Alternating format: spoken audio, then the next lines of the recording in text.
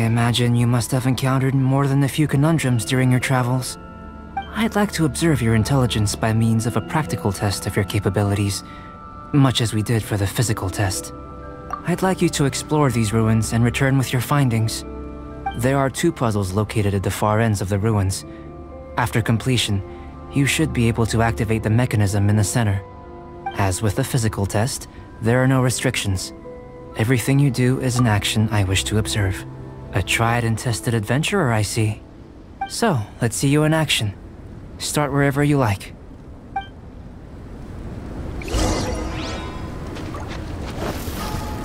It's a complex environment, so proceed with caution.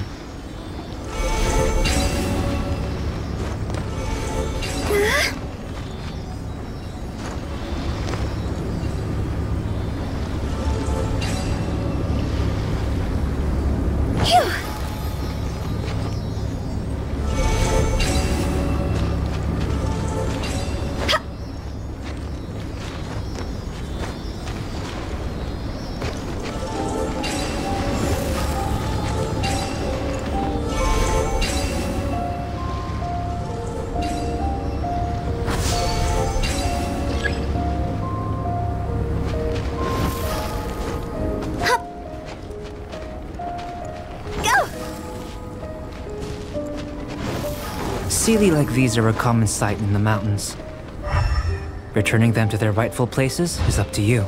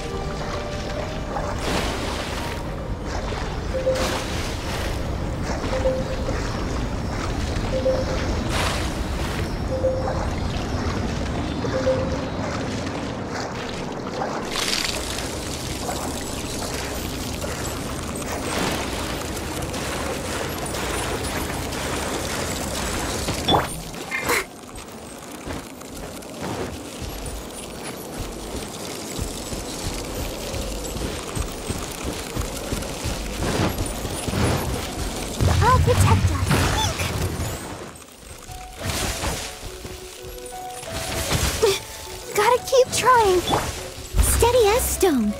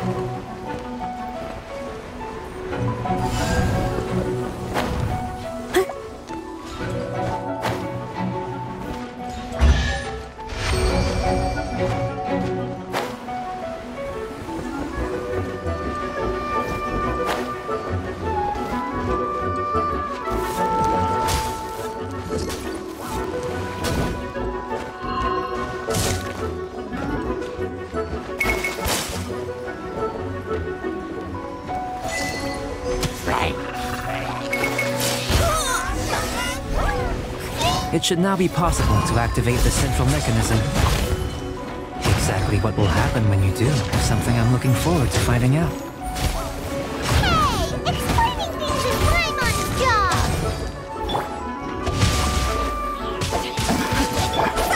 Fire pants on fire!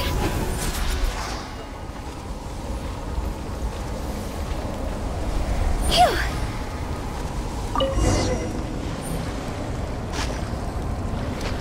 Ah, Seems that the water level has suddenly decreased. We should be able to see what's in the water now. Let's have a look. What's this? To the best of my knowledge, these belong to a script of some kind. They can be found all over Teyvat, but they've never given up their secrets. There's still a lot to learn about them. And as for why they should ever have come to rest here, a true mystery. Let me make a copy first. I'll make time to go over them in greater detail after our research. Another thing for the don't understand list. Unsolvable mystery this, weird experiment that. It'd be nice to get some cool results for once. Seems like if you want the reward, you gotta pay the price. I've truly gained a lot from all this. Comparatively, the little reward I can offer is too small to mention. Let me return to the campsite first. By the time you get back, I may just have a fleeting miracle for you to witness. Paimon's kinda looking forward to seeing the result of all this brain ache. Unless you can think of anything better to do, let's head back to the campsite. Not so fast. You're not leaving until I'm convinced that nothing dangerous is going on here. You didn't leave the mountain? I most certainly did not. And I've witnessed everything that you and Albedo have been up to. I must say, you let your guards down. Or maybe you were drawn in by his compelling-sounding hypothesis and friendly demeanor. Taking orders from a complete stranger, drinking anonymous potions, participating in all kinds of strange experiments? I'd sooner believe you were tricked than that you would be so naive. Or perhaps, you were colluding from the beginning. Sister Rosaria's guard's so high, she can't even see over the top of it. It doesn't matter what you think. He could be a saint for all you know. But I understand him a little better than you, Outlander. I'm only concerned with one thing. Whether his alchemy has transformed you into something more sinister. No way! Paimon would have sensed it. And anyway, he didn't even use any alchemy. With an alchemist of his level, you wouldn't sense a thing. In any case, I'm not about to let a potential threat back into Mondstadt. So, what are you gonna do? I've gotta hand it to you. You have your moments. If I can be sure that nothing you came into contact with is dangerous, that's good enough for me. I've investigated everything else. The only items left on the agenda are these symbols. But we don't even know what they mean. That much is true.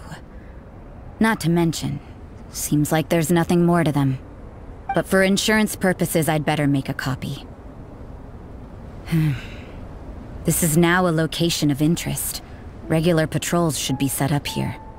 Now then, all things considered, I deem that you pose no immediate threat. Which is what I was hoping. I would have been one very unhappy sister if you'd made me work overtime on your account. Overtime? Before we go our separate ways, Outlander, a word of advice. Don't be so quick to trust Albedo, and don't repeat the same mistakes that you did this time. You made a lot of rash decisions today. She's gone! So stubborn. Mondstadt doesn't have many people like that. Huh. Never mind her. Let's go see Albedo!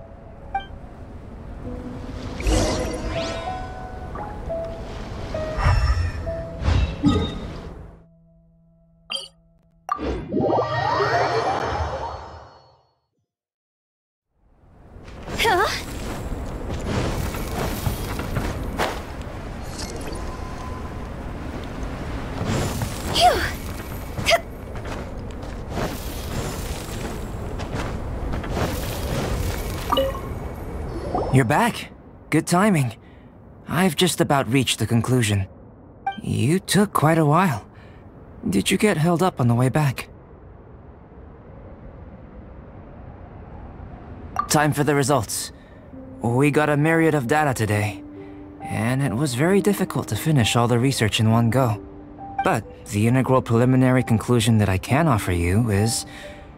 you're very much like a human from this world. You couldn't tell that just by looking?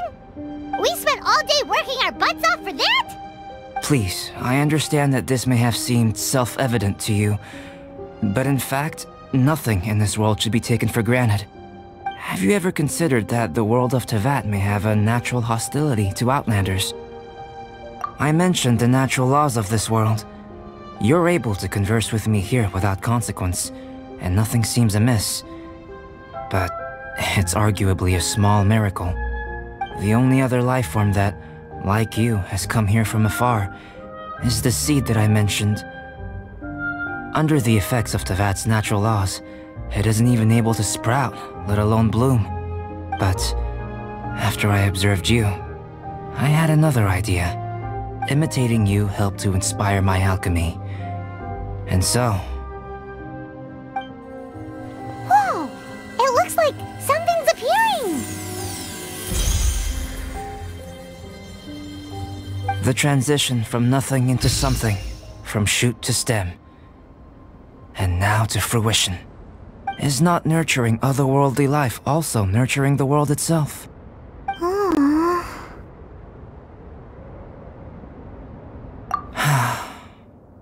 It would seem that that's as far as we go. A transient bloom of incomparable beauty. Life's proudest achievement. Paimon thought, with all our efforts, it might have bloomed forever, and it didn't even have any fruit. Life is a manifold tapestry of free entities. Its value shouldn't derive from how long it stays with us. Even a momentary burst is precious. A short life can be well lived. A life lived efficiently, lived to perfection, is necessarily one unburdened by loneliness. So, do you understand what I meant about us conversing here arguably being a small miracle?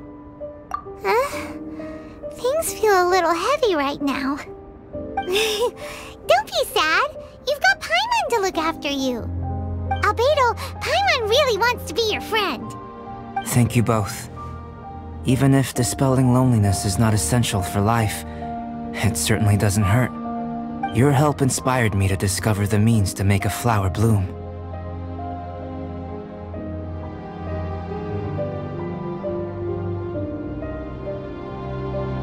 I mean that the time I've spent traveling with you in the mountains was a valuable journey for me. In the future, if the need arises, can I solicit your help again? Well, glad I can count on you.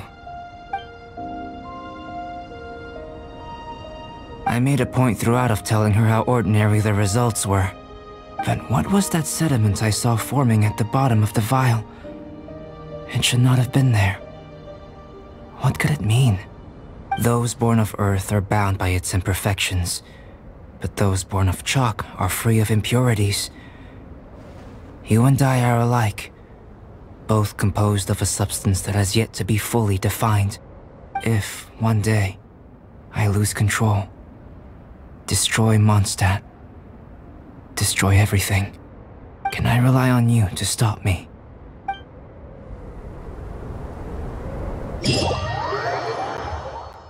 Hey, let's go see Timaeus! Paimon has a favor to ask him! It'd be great if we could catch Sucrose and Albedo too, but they seem really busy lately, so let's not get our hopes up. Anyway, let's go see!